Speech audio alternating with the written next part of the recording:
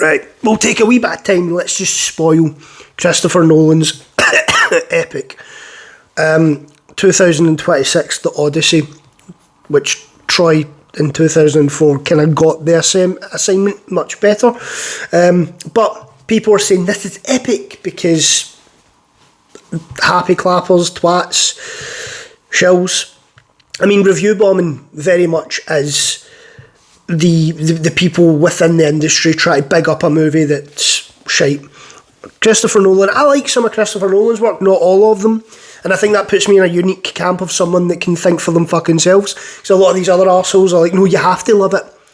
But anyway, IMDb, classy movie as well, because if you go onto the Odyssey page, the front page, it's got quite a lot of the cast, but Lupita Nyong'o, who plays Helen of Two-Face, and Clytemnestra, the wife of Odysseus.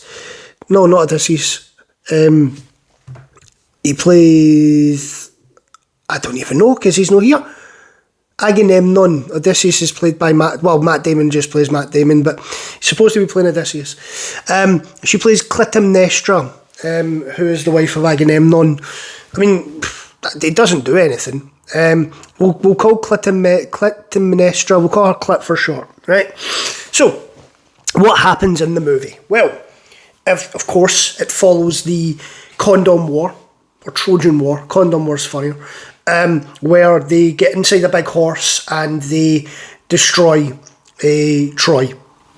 And in this version, Helen is actually taken back to her husband, who's played by John Bernthal, who is playing John Bernthal. I know he's meant to be Agamemnon's brother, but nobody actually plays a character in this movie. Most of them genuinely look like they want to be somewhere else. And that's one of the biggest problems with this movie. And if I was to compare it to Troy is a movie full of characters. The Odyssey is just Christopher Nolan and his mates. Mind the Odyssey, well, some feminist wrote her version of it, and we're just going to kind of do that. Don't have to act, though. Don't worry about acting. You don't need to. So, after Matt Damon does the whole Trojan horse thing and they destroy, they all go home, right? They're all way home. Now, Agamemnon and his brother, clearly, they're like, right, we want to get home. The whole point of the Odyssey is Odysseus trying to get home to his family. But because he fucks it up by annoying, who's the water god? Poseidon makes it so that he can't get home. It takes him a lot longer, right? Because Poseidon keeps fucking with him. In this one, just flat out spoiler, Christopher Nolan, the auteur, autistic, has decided to subvert audience expectation. Instead of making an epic, he's made a fucking slodge. And it's him no wanting to get him.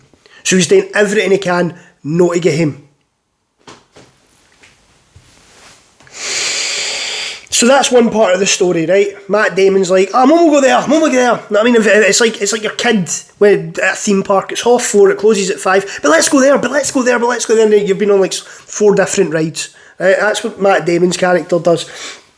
And then on the other side of thing, you've got Anne Hathaway playing Anne Hathaway with a face job. And Tom Holland playing Tom Holland, but with the English accent. Literally, that is it. I think the only person I gave Anne Hathaway some credit when she could move her face. She kind of gave a bit of acting. And some of the scenes that she had with Tom Holland where she got a bit bitchy. Alright, fine. And Robert Pattinson, I don't hate them. I think they're funny as fuck. But the Australian boys, when Robert Pattinson was cast as Batman, Robert Battenback, that's just stuck with me. The Weekly Planet, that's their names. So he gives a bit of acting. Everybody else, nah. John Bernthal just does the Punisher thing. What are you doing, kid? Huh? What's going on here? Well, it doesn't actually get to that level, to be fair. But yeah, that's all John Bernthal. Right, so Matt Damon goes on. So we'll handle Matt Damon and his side quests, right? Because it quite literally is just go here, then go here, then go here. And don't change your facial expression, you don't need to. So, after they go to this little island, they meet a Cyclops. So they follow a sheep, they see the Cyclops, and the Cyclops is just kind of moping a bit. Now, the Cyclops, like I say, he is Poseidon's son, creation, whatever. And, well, they fuck with the Cyclops, because the Cyclops ends up eating a lot of them, and it traps them in with the sheep. And they use the sheep to get out, and then Matt Damon decides to bow and arrow the Cyclops after poking it in the eye, and that annoys Poseidon. And so Poseidon's like, well, you're not getting him. Didn't want to get him anyway, did he? So now it's a case of they go from one island to another island to another island. They experience gods, and they fuck with Matt Damon, and it's like his crew just that's it. So after the island of the Cyclops, they go to the island of the big metal soldier guys. Who are they? What do they want? What's their motivation? Fuck knows, but look, big metal guys and some stunts and cool. I get there's a shit ton that goes into these movies. I've been involved in some movies, right? I know that there's a lot, but see when the end product is just boring, even when there's big metal guys and people are getting launched, we need to know why that is. We don't. So, after they escape all the big metal guys, his little cruise goes from 3 boats to 1, and the guys on his boat are starting to get a bit pissy with him because he's annoyed the gods, which fucks with them. Don't worry though, there's none of this like, you're a cunt and fuck you and that. No, they're all still stoic. They're all still, you annoyed the gods. I revoke the gods. Hey, can I get a Starbucks? Cheers. Is Zendaya in this movie? Oh, fuck. Right, nah, none of that. It's just right, so then from big metal guys, they go to other place, and there is smoke, and they need food, and so that's what they do. And they're like, listen, Matt, we don't like you anymore. Go hunt, and we'll go up, and we'll get some food. They go up there, and they meet a witch, and the witch turns them into pigs, because witch sees men as pigs. She also turned her sister into a crow. Cool. Anything else? Man bad? Sister, prefer her as a crow? Seems like if everybody hates you, there might be a common denominator. But Matt Damon grabs the crow, convinces her to make these men come back from pigs. And look, the thing with Christopher Nolan is, he's good. He is a good. I don't like all of his stuff, as I've mentioned, but he is good at cinematography. So there are going to be moments. I compared this movie to a roller coaster, as in you wait 30 minutes for something to happen, and it happens for about 2 fucking minutes. That is the point. Big metal guys, that's cool visuals. Seeing people get flung, that's cool. Seeing a woman literally turn guys into pigs, that's fucking cool. Seeing a big giant Cyclops eat people, that's cool. But see the 25 minutes leading up to it, didn't need to be 25 minutes, right? That's my point. So, after that side quest, Matt Damon manages to save his men. No, holy shit, I was just a pig. None of that. We need to get on to the next side quest, in which they go to Hades. And that's where he meets all the people that he was responsible for killing, even though they're all adults and make their own decisions and choose to go to war, but whatever. Then they all have to run away from all the dead people. Some people I think they all escape. I don't know at this point. And then they leave for another side quest, which is the Sirens. Do we see the Sirens? What's the Sirens? No, who cares? But the Sirens have a song, but we put axe in our ears. But Matt Damon's like, ah. And then one other guy, I can't remember, I was like, oh, I want to hear it. And then he jumps off, and that's it. That's the Sirens, big part of the Odyssey, but because these are all side quests, we can't spend any more time on it. Then there is, the whirlpool. If they go to the whirlpool, if he goes to the whirlpool, they all die because the witch tells them that, or the Hades tells them that, I don't know. But Matt Damon's like, oh, we should go for the whirlpool. But then they're all like, even though you saved us, Matt Damon, we're still going to go against you. Let's go to the rock bit. But Matt Damon knows 6 of these guys are going to die if they go to the rock bit. But cheers for saving us, Matt, or not. We're still mad at you, right? And then 6 of them get killed by this big monster. Do we see the monster? Do we know what the monster is? Do we even know why the monster's there? No, we don't, because side quests. And then eventually, after all that, Poseidon eventually and then there's the part where they go and it's the sun god and they have to don't slaughter the cow, but they're not able to leave the island because of the weather conditions. And then eventually, as foretold, the men do slaughter a cow, and then Poseidon's like, right, that's you fucked. They go out onto the sea. Poseidon eventually destroys the boat, and he goes onto the shores where Charlize Theron, who's clearly taken about 3 Xanax before Christopher Nolan's yelled Action. He's the kind of guy that would probably an Action. So Charlize Theron keeps him there for like 7 years, and he keeps eating the lotus, so he keeps forgetting. But eventually he starts to remember why she kept him there. Don't really know. She said she falls in love with him.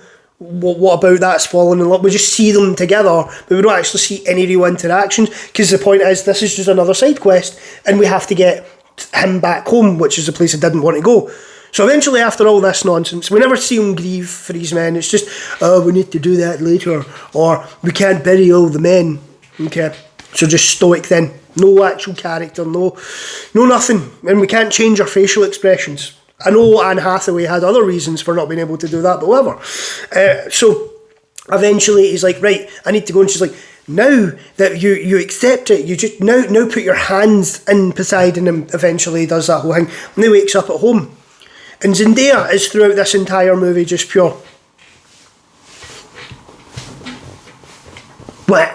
Right, it's just that Zendaya. Our acting coach is like, just skill, acting complete. Have all the roles, please. Oh, she's in Brand New Day, I know, isn't she? Fuck. Right. Anyway, so that's it. Matt Damon comes back, and now that Matt Damon's back, right? It's not told in chronological order, but that's Matt Damon and his side quest. That's part of the movie. Now let's talk about the other part of the movie. Tom Holland, Anne Hathaway, Robert Pattinson. I actually can't wait for the Batman Part 2. I know a lot of people have issues with it, but I actually quite enjoyed it. So Anne Hathaway is waiting for Matt Damon to come back. I know she plays Penelope and that. I'm just going to call them by what they are, because Christopher Nolan doesn't give a fuck. Right? At this point, Christopher Nolan doesn't need to give a fuck. Right? He'll just get a movie and he'll bring his mates in. That's it. So Anne Hathaway is constantly doing her wee weaving thing. Apparently she learned how to do it. Good for her. And Tom Holland is her son. Matt Damon's never met his son.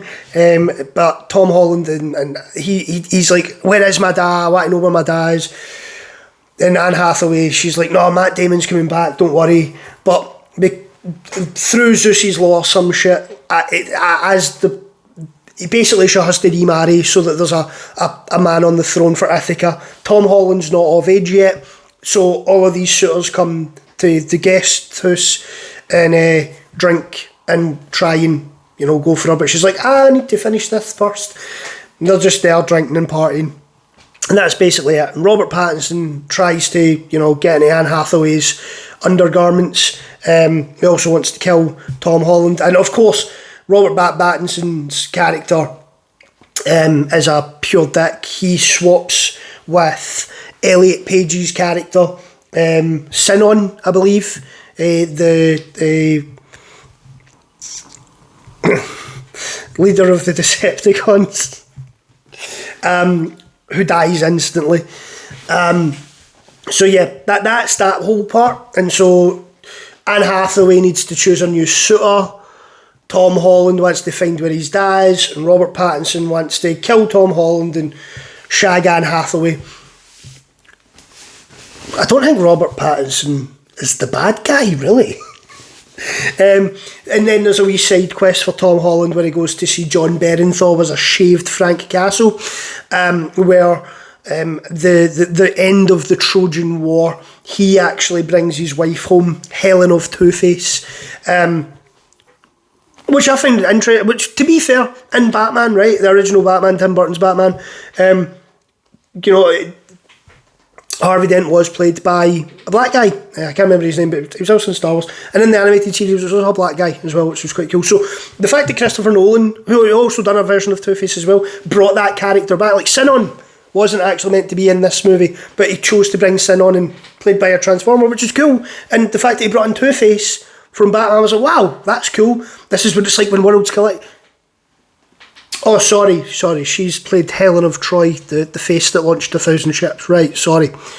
And, well, I'm not going to apologise, because I don't care. Lupita Nyong'o, that's it. She also plays Agamemnon's wife. And Agamemnon, before he goes to battle, he sacrifices his daughter. And Clytemnestra didn't forget that. Apparently Clit for short. She also had a lover as well. I'm going to make a wee video on that. Because see, doing like race swaps and shit like that, it doesn't work. It never works.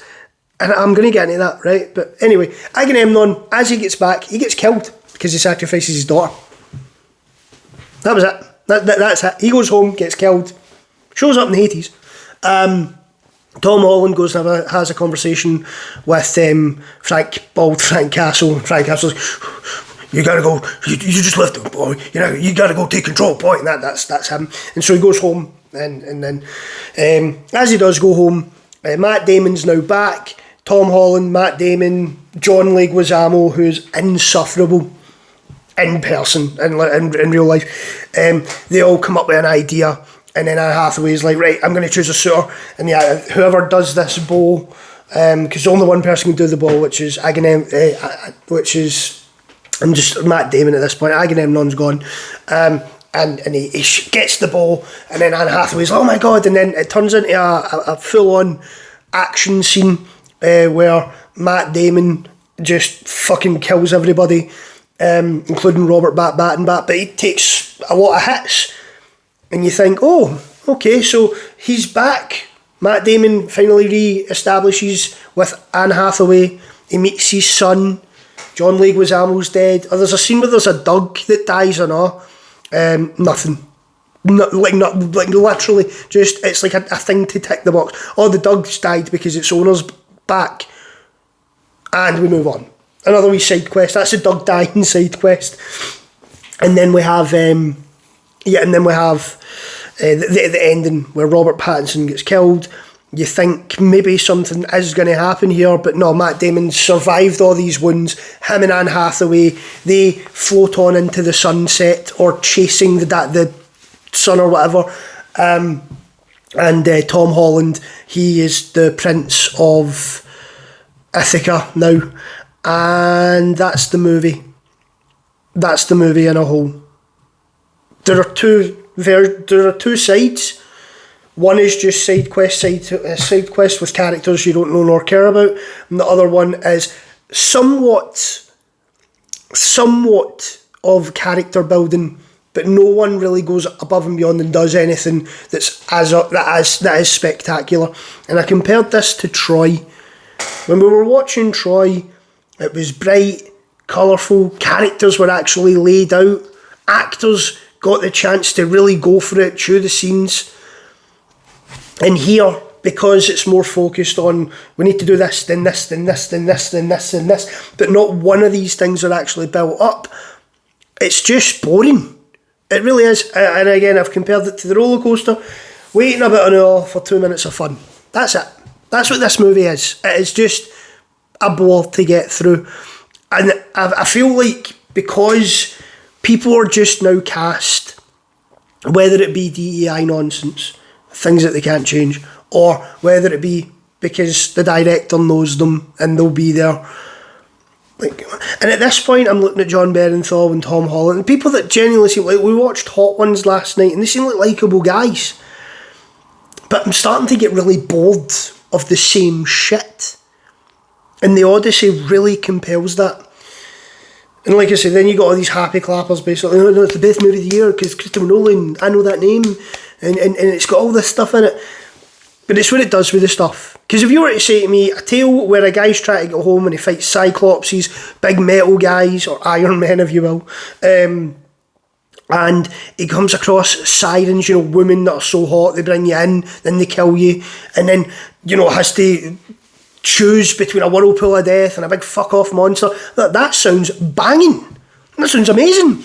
Sign me up. There's going to be a lot in that. And then every single one of them, because they're... Alright, that was wasted. You know what I mean?